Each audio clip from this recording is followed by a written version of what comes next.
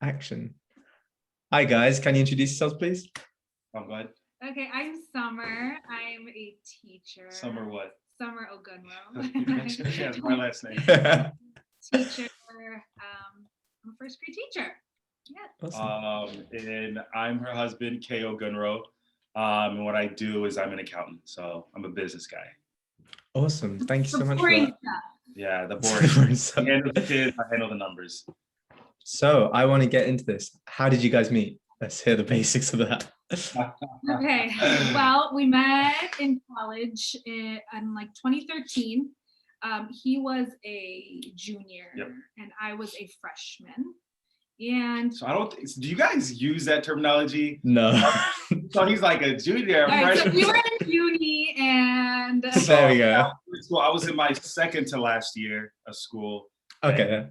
Yeah, you were my first year of college. Right. Okay. And so he actually worked at like the hub, like the student center hub, where like everybody would like pass through and like would be there for passing periods. And he actually worked above the actual hub was like a hotel, and he was a receptionist at the hotel at the time. And so just one day I was with my roommates, me and my roommate, my only friends were my roommates. They were my best friends, and still are. And one day we were there and we went up to him and we just started talking, me and one of my roommates. that's the dumbed down version. Let me give you the real version. So really? She was right. So she's right. I worked at the hotel. I worked at the student center, which is like a central ground for people to pass through when they're going to classes, hang out, eat. We had a bowling alley, some games, a computer lab. So that was the main central location. We had a hotel on campus and I was a receptionist on campus. So I saw a lot of people. I interacted with a lot of people. So it was Halloween. This is a true story. She says it's false, but this is what I remember. It was Halloween. There was an event going on in one of the ballrooms. I was being a very diligent worker as I was, saying hi to people, selling things to people. And then at a distance, I saw, three girls. Roommate. I saw three girls. All three were wearing hijab. So I know it was them. And then I think maybe one or two was, I think, playing the piano. Another one was on top of the piano, just which singing. was not me, just to clarify. I was the one who was recording. But so that was the very first time I saw them. And then as she mentioned, they came up to me at the hotel. They were very friendly people. And he's like super outgoing as well. And I'm probably the introvert. The introvert of my roommates. My roommates are crazy, and so they are just as outgoing as he is. So that's how we met. We met at the hotel. That sounds very bad. We did not meet at the hotel. While I was working at the hotel, we talked with her and her roommates, and then so and then he just became a leech onto my there we are. My group of friends. So he became like, we all just became like best friends with him. Like me and literally when I say those are my only friends, my roommates and then him. And I think they were the same. So obviously that's a meeting story. What happened after that? Was it difficult? Well, then challenge because you're both from two different cultures. So right. How did this all come together? So the way it started out was when we met, it wasn't like, oh, I'm gonna marry this girl from the first time I saw her. It wasn't like that. Not to say it wasn't like that, but it wasn't that, super passionate story that people might think. So it was, I met her and her roommates at the same time, and then so on and so forth. I was like, I'm probably never gonna see these girls again. And then as the year went on, I would see them more often, and I would see them, our occurrence of seeing each other be so frequent. So all three of them, there were more at their apartment, but I just was very good friends with her best friend, and also my best friend and her sister as well.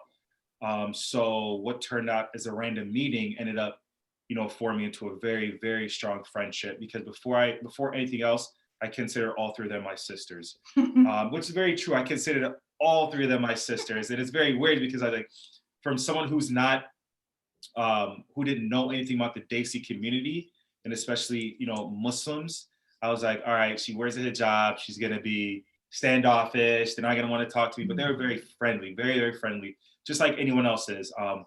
So we started off as very, very good friends. Like as I said, they went from my best friends to like my sisters, without a doubt. And then the more we started hanging out, I was like, oh no, she's not that bad. She is not that bad. So if you want to continue. It was just like I don't know when there was a real turning point. Really. It was a gradual change from, strangers to friends. To best friends. And then I think it was like kind of just the idea of like him leaving because he was graduating. We had been friends for almost 2 years at that point. So just kind of that transition of like, wait, I'm kind of gonna miss you, and that kind of thing. And I don't know, it was just very, very, very gradual. Right. So that's when we started realizing, as she was saying, we started realizing, all right, we're just friends, but at some point, I'm gonna go home, she's gonna go home. Why don't I want her to go home? Why don't I want to go home? So I was like, all right, I might like her. I might like her. So at that point, I was like, let me not necessarily explore it further in the way that everybody thinks of it, because I think it was just that we knew that there were feelings there. Right. There was more than just like us being best friends, like his relationship with my roommates. Right. It was different. So. Right. So, but what about coming together in terms of learning culture? Was that easy? Was that difficult? Was there compromises? There was lots of big steps. So I guess once we realized that it was more serious than we thought it was, we were both we were both conflicted. Right. Conflicted, pessimistic, I would say. In the beginning, skeptical of the whole situation, because I was still young. I was still really, really young at the time when we started, confronting my family and his family, and even just like the idea of, okay, this is what we want. I was 19 years old, 18 years old. I was very, very young. He was like 22, 23 at the time. So we just, it had to move quick, because we were like, okay, either this is happening or like, and we know that this is going to be a challenge for this to happen. Making the decision on whether to move forward with it, I think is quick. Yeah. So meaning like me saying, all right, I'm into you enough to where, I'm ready to face the challenges, and vice versa. She felt the same way. So it was more or less, that decision was quick, because and I mean, with your culture background, like the Desi, they don't play, man. No, we don't.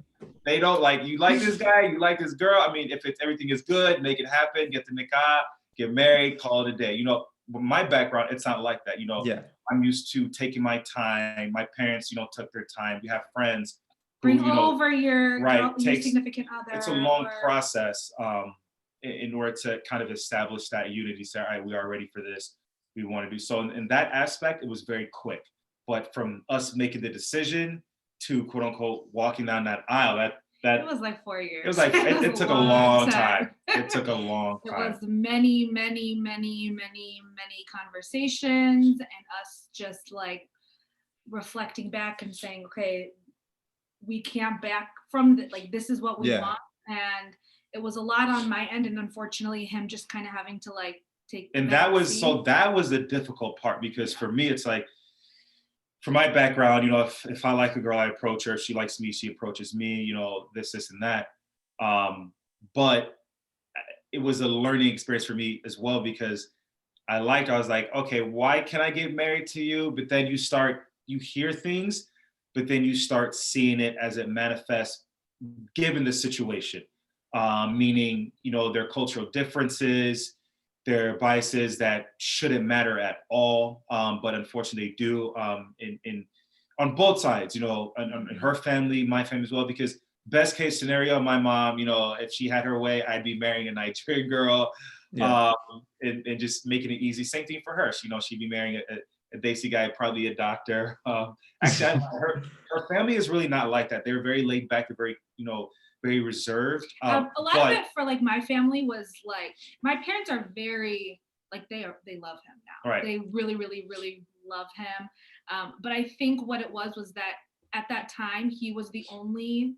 I have a huge family, and we're all in Chicago. Huge family. We're all in Chicago. There is no escaping them. And this has never happened in my family. So My dad has been in America since he was really, really young, like since kindergarten. But my mom came here when she was 18. And so she is, in my community, is like a bubble. Like the community is a bubble. And so all my mom knew was Desi's. You know, that's all she knew. Even around her friends and my extended family, her siblings, my dad's siblings, that's all they knew. So it was just like, you know, that fear of the unknown kind of thing where, you know, you want your child to just be in the best situation as possible, with the least amount of baggage, so that you set them off and you feel good and they feel good. You know, you just want that life for your kids. So, you know, that was the big thing. And my dad is very, very team my mom. So whatever my mom would want, he would back her up 3,000%. Now, if my mom was like, okay, like, let's think about it, my dad would have been, all right, let's do it.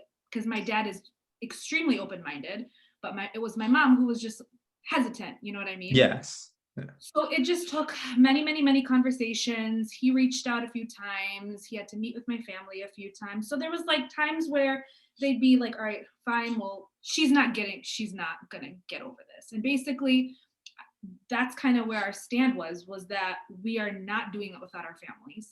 So which is very, very important, because huge, you know, with our situation, even with other situations where it's not an interracial thing, where it's the same culture, same, you know, race, same ethnic background, where people are just so involved with each other and so involved with the emotional part of it, and, you know, turning a blind eye to everything. It's like, we're gonna do this and everyone else is gonna hop on. You know, from the get-go, we knew that no matter how long it took, and like I said, it took about 4 years, we knew that no matter what, that wasn't gonna be the case. It was gonna be, we're gonna receive the blessing of everyone, then, you know, take the next steps. It wasn't going to be, all right, let's do this, and I know your parents will come around, I know the family will come around. It was never going to be that. So, and it wasn't like, you know, we'll try it, and if they don't come around, then we're just going to do it. Right. And I think showing that, or giving both families that respect of them saying, all right, no matter what, they know they're not going to do without us, and that could be a kind of a stronghold for them, meaning, all right, we'll just keep denying it, because they're not going to do without us, so we'll just deny it until they get tired. But at the same time, it was like, they're still hanging on in there. So, and you know, I would say, with trying to be as humble as possible, we're very similar in our family dynamics, meaning I have 3 other siblings, so there's 4 of us. But again, I'm kind of the black sheep in the family, meaning I'm not the golden child, but the child is like, I'm not the oldest one, because the oldest one gets away with everything. The youngest one, we're both middle children. We're both middle children. So, but our parents do lean on us heavily in the family dynamic, as far as, you know, coordinating, you know, meetups with the family. If there's an event or something, you know, we'll be the first ones to host it. So we were that dynamic, both of our families. So our parents knew that we've never steered them wrong.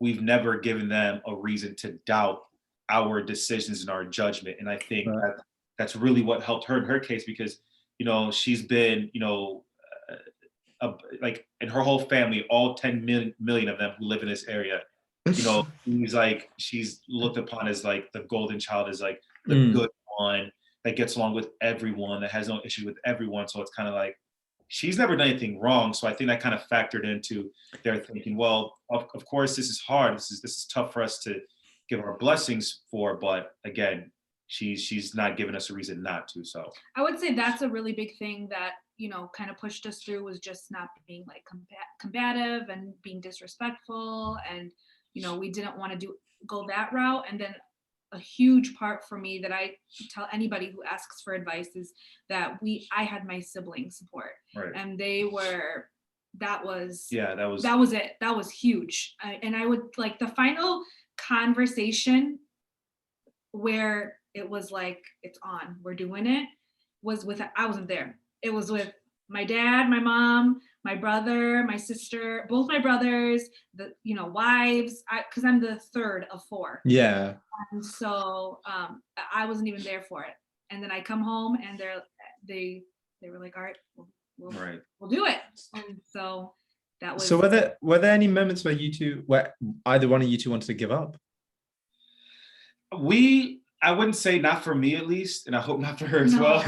I started problems. I wanted to, but no, there wasn't a time where I was like, I'm giving up, I'm done. It was more or less, this is tough, like, because going into it, especially not being involved with her culture, I was like, what's wrong with it? I know I'm not the same culture as them. I know there's some, things that shouldn't matter, but they do, unfortunately. But I'm like, we'll get over that. We'll get over that. And after like year one, even after a couple of weeks, we're like, they're still not over it. After a couple of months, after like year one, year two, I'm like, they're still not over it. So every time we make progress, we get pushed back. And those times when we got pushed back, I'd be like, all right, this is not as easy as I thought it was going to be. But then you set your floor as far as, all right, we can't get below this. And then you get pushed back again. And you keep setting new floors and new floors and new floors. And the ceiling just seems so far away. So every time you get pushed back, it's like, okay, this is hard. Okay, this is hard. So it's just that reassurance of this will not be easy. That was the difficult part. But I wouldn't say, at least not for me, there was never a moment where I thought, all right, she's not worth it. Yeah, I would say the same. Like, because, I did deal with the brunt of it, as far as like the conversations, and he couldn't. Like, he wanted to, but I was like, that's not because a good idea. that was very hard because it was, if you heard, listen, like her family, they are the most loving.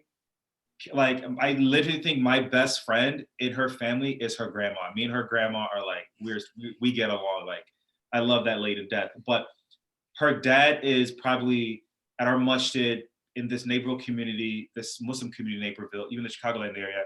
He is probably the most used in a good way, meaning they depend on him heavily for a lot. He's like a jack of all trades. He's a jack of all trades. He does, everything, because by trade, he's an engineer. So he's, he just knows a lot about everything there is to know about. So they depend on him heavily. They trust his judgment on everything. They'll go to him, even though he's not on the board, they'll still go to him. Hey, this is what we want to do. Do you think it's a good idea? With that being said, he's very my way or the highway. Like, he's that guy. I remember the first time. He's like your typical movie dad. I remember the first time I saw him at the masjid. We have a basketball gym there. So this is all been their family knew about me, but they've been saying no. So I was walking to the gym. I was walking towards the actual basketball court, and he was leaving. I walked past him, and I was like, dang, I should have said something. It's my first time meeting in person. He knows who I am. He knows the situation. I should have said something. Then I was like, dang it, I missed my opportunity. So then he turned around. He was coming back into the gym, and I turned around. I saw him. We were walking to each other. I was like, in my head, I was like, this is it. Like, I'm going to say something. This is where the tides will turn. So it's very slow motion, wind blowing. I was like, it's gonna happen. So I say, Salam, do you have a minute to talk? With him, that's me saying that without breaking stride. He doesn't even look at me. He goes, no, and just keeps walking. I was like, bruh. So it was tough. That just lets you know the type of, mindset he has. But he will give a stranger his last penny. He will give a homeless person the shirt off his back. That's the type of person he is. So for him to have that outlook, he was just protecting his family. He knew that there's a lot of people to our face who would say congratulations, but behind our back are going to be talking crap about us. He knew that. And that's natural because we're two different cultures mixing, especially, her culture that they don't really intertwine with other cultures like that. So he was just looking out for his daughter. He loves all his daughters, both his sons, his niece, or excuse me, not his niece, his granddaughter. He loves all of them to death, his wife, his mother-in-law. So he was just having that outlook because he was protecting them. But again, I think that was the thing, just as she mentioned, I had to sit back and watch, because if, her family are going at it about this whole situation, and I step in and say, hey, just give it a chance, they're going to be like, click. No, it would just make the situation worse. So for me, just literally sit back and do nothing while she was in the firing lines and taking everything day after day, obviously with breaks in between. So that was the hardest part for me. That's what kind of, as I mentioned earlier, to make me think, oh my God, this is really hard. I really can't do anything. It's all up to her. So, yeah. No, fair enough. I'm glad that was the reply, because obviously you hear worse stories. So what is the thing that unites you both now? Because obviously, again, two different cultures. What's the one thing that brings it all together? I think the culture, actually. our cultures are very, Similar. very, similar. very similar. Both sides are very rich in culture. Even our clothes are the same. We'll eat. Food is similar. They have biryani, we have jollof rice. So we have that rice combo. A lot of meat, a lot of bread. So our just cultures, like very lively, colorful. Like his brother just got married this summer. Except for the weddings. Weddings are a little different. Okay, their weddings are way Desi weddings are a little bit more mellow. Actually, let me say Desi wedding. No, I say Indian Muslim weddings are definitely a lot more subdued than like Nigerian weddings. We're more rah rah rah. Oh wow. And it's more subdued. But I would say the culture, although it was a big difference, it's very, very, very similar. Knock on everything, alhamdulillah, we've never really had any problems like after being married as far as like culture. His family's amazing. Like I have nothing bad to say about their family. They've always included me in everything. Like I said, his brother just got married this summer, and I think that both families, when they accepted us, it was like a light switch. It wasn't an acceptance of, all right, it's what they want, we'll do it just to make everyone happy. It was more like, we love our kids, they love each other, we love both sides of the family, so our families really care about each other. So there's no teeth are being pulled, there's no animosity, meaning like my family is like, all right, we let him marry her, but we still dislike her. No, my mom loves her more than me at this point, I'm pretty sure. And her family is just as obsessed with me as, I'm with her. So it was both families, they made the decision and they went all in. So there's no friction. Like his mom and my dad are very similar, very strong personality. They're the louder ones. Yeah. And my dad and my mom are the quieter ones. Yeah. But fair enough. My mom and him like love each other. Yeah. She was just like babbling about him the whole a few days ago to me, but he fits in really well, and I think I fit in really well with their family too. So alhamdulillah, since we've gotten married, we've never ever had problems culture wise. So here's a question then. Was there anything that you two felt you had to give up for each other? Was there anything like, for example, I'm assuming faith is different for you two, religion wise, or is it both the same? No, I'm Muslim. Oh, okay. Yes, as well. So that didn't compromise, but was there anything else that maybe you guys felt you had to give up?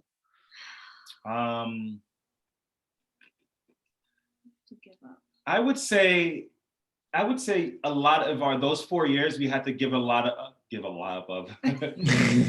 lot of friends, of being social, especially on her side, because it was years of just nobody understood. Because it was be like she'd bring it up with her parents, there'd be that friction, and then to keep the peace in the house you'd have to dial it back and not bring it up as much. So there's love in the house still. That is, there was no motivation for her to hang out with her friends. It's like, why would you hang out with friends? Why would you go to social gatherings when you're dealing with this at home, when there's a bigger goal? So I would say that's what we have both had to give, especially if I'm seeing her go through it. The last thing I want to do is be out with my friends, posting on Snapchat. I'm having fun, and she's stuck at home. So I think that social aspect of it, we had to give up. But again, we knew who our core, were core friends, core family, because they understood what we were going through and they respected that. But I would say, at least for me, that was probably the biggest, or one of the things that we had to give up, is just not being as friendly to others, not being as social, kind of dialing it back, because we knew there was a bigger goal. We had to tackle this first before we can, get out there. Yeah, I'm trying to think of like anything that we have to give up like after being married, and I'm that's a good thing then if you can't answer it. Okay, so I've got 2 more questions, but I want to ask the first one.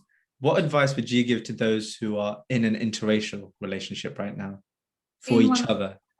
Yeah. Trying to get married? Or no, just dating, or just seeing how it's going, or about to be in one.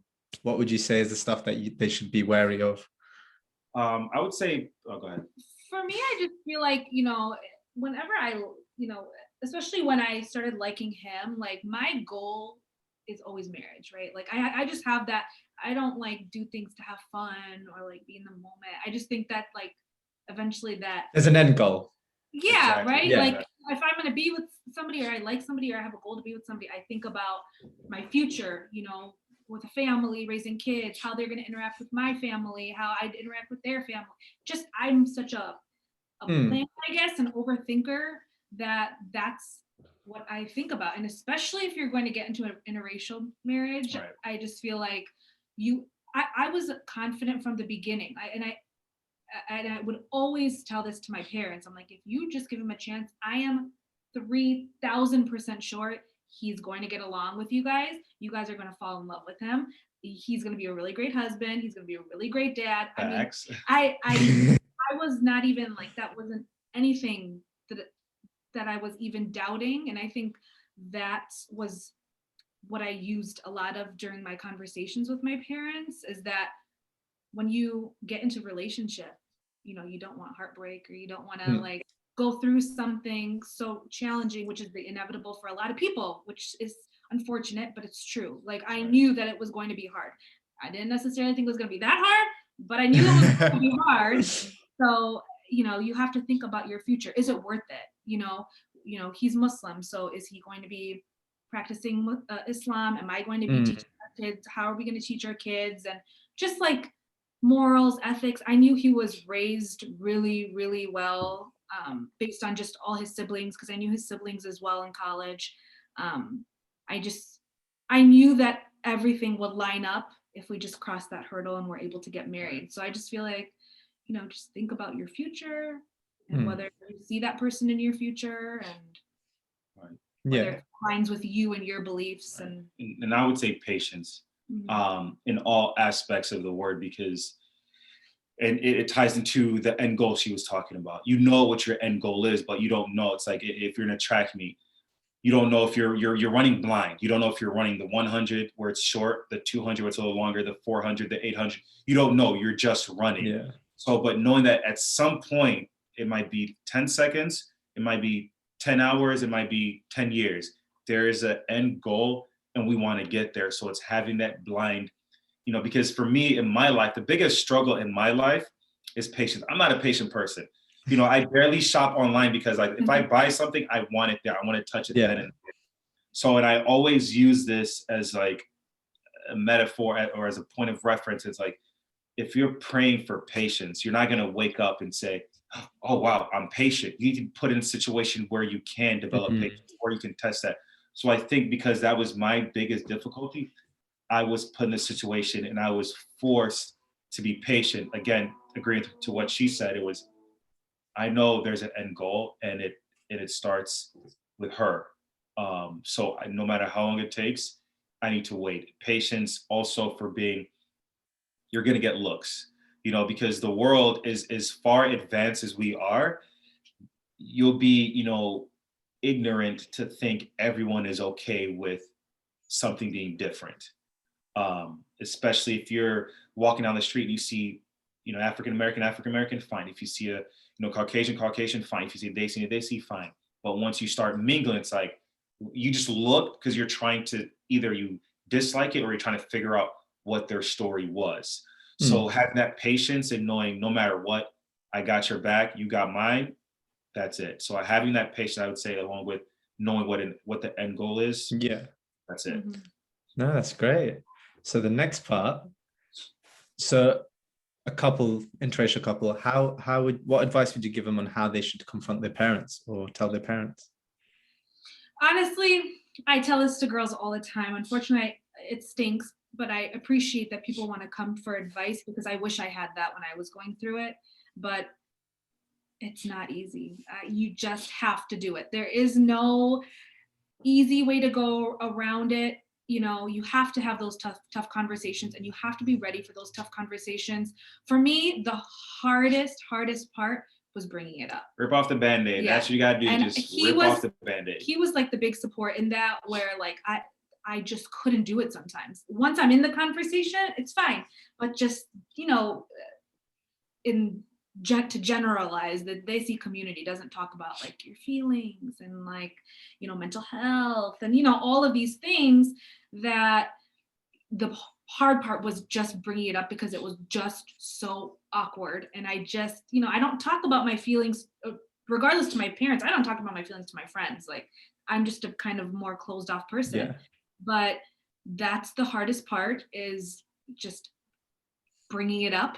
But I would say my advice was, one, to be brave and bring it up, because you're going to have to, and you're going to have, it's not going to be one conversation. It's going to be many, many, many, many conversations. It's typically going to be bad before it gets good. Mm-hmm. You know what I mean? It gets better the more conversations, and you get more comfortable, I guess, the more conversations you have. Right. And then the big thing for me, if you're able to get support, because a lot of the time, you know, my parents were like, okay, this is the first guy she's actually like, how do we even know that this isn't just like puppy love? Yeah. She's young, she's 19 years old, you know what I mean? But with my siblings having their support, they were able to kind of give like a different lens, like, okay, she's mature, you know, she hasn't done anything wrong yet, you know. That they know of. That they know. Right? They're able to kind of, you know, give a different perspective, I guess. And, you know, my parents were like, wow, if she has this much support from her siblings, then maybe this isn't going to be as bad. Or, you know, even from like aunts and uncles, wherever you can get support where your parents are going to listen. Like my sister-in-law, her dad was a very, very big support. And he would have and my parents really, really trust him and like him and appreciate his comments. So, you know, he was someone else who really helped in just the conversation. Sometimes like you even just like need a mediator, because emotions get so high. And, you know, I'm like a big crier, my mom's a big crier. And so, you know, sometimes it just, your conversation gets lost because you're emotional. And that's something I'm working on even like to this day. But, you know, sometimes even like a mediator of someone who you guys can trust and would not be biased on one side or the other. And also keeping it relevant. Bringing those it up. Initial conversations, that's the hard part, bringing up those initial conversations. But again, it's talking about it constantly, respectfully, but constantly. So it's not something they think, oh, like she mentioned, it's a puppy love, it'll fade. No, if she keeps bringing it up, they'll know it's for real, because the loudest person in the room is not always right, but they always get their point across. They might not be right, but if you hear them enough, you'll understand what they're trying to say. And then you can start working with each other to come to a common agreement. So having her bringing it up constantly and reminding her parents, saying, hey, we've had this conversation before. This is what I want. This is what you want. I'm willing to work with you on this. You just have to listen to me, understand where I'm coming from. I think having that constant communication, that open line of communication, where she feels comfortable enough to approach her parents, say, hey, this is how I'm feeling. This is what I want. I know you guys don't agree with it, but this is what I want. And keep that going, every other week, months at a time, lets them know she's not dropping it. She's serious about it. So instead of us just fighting with her, let's start listening to what she's saying. And then, alhamdulillah, that changed their mind. And I think to go along with that, you have to be understanding of the other side. It can't just be like, well, this is what I want. Well, I want this. And, you guys are being unfair. And it can't be like that. You have to understand where they're coming from and try to ease their, concerns and how they're feeling, because a lot of it is just the fear of the unknown. And that's what it is. It's just the reality. I don't know when I've ever seen an Indian and a Nigerian together. You know what I mean? It's not, we don't see it. That show on Netflix. Yeah, apparently there's a movie out on Netflix. Man, I forgot. Something, right? I don't remember, but it's like an Indian guy and a Nigerian girl. We're like, what the heck? Why did we do that? No, but I think it's just being respectful, having people to support you, patience. Yep. You have to be a team. You guys can't fight with each other, because he was the only person I had during those hard times. You have to work together and be a team, and pray a lot. 100%. No, that's should be first. I should have said that first, and then everything. No, that's beautiful. No, I thank you so much, and I think this is definitely going to help, because I'll say one thing. I've never seen this before, this type of interracial relationship. And growing up, I would have loved to have seen that, because then I would have known what to do. So I think hearing this for someone else will definitely be helpful. So I'm glad you two are together. A beautiful couple, alhamdulillah. And thank you so much for this. Of course. Thank you. Thanks for reaching out. No, thank you so much. It's a great thing. And I think it's going to be, I know we said this before, but I think this will be really helpful because I know when I was going through it, and even for like boys, like for men, guys, whoever, what, you know, that they're getting married as well, like just to have, you know, other people who've experienced it and gone through it and have been successful, and, you know, just to get, because a lot of people don't understand, you know, a lot of my friends just didn't understand because they weren't going through it, you know. Exactly. So have, you know, your platform, it's really cool, and I hope it keeps growing. No, definitely. No, thank you. I'm gonna stop the recording now. Yeah, of course.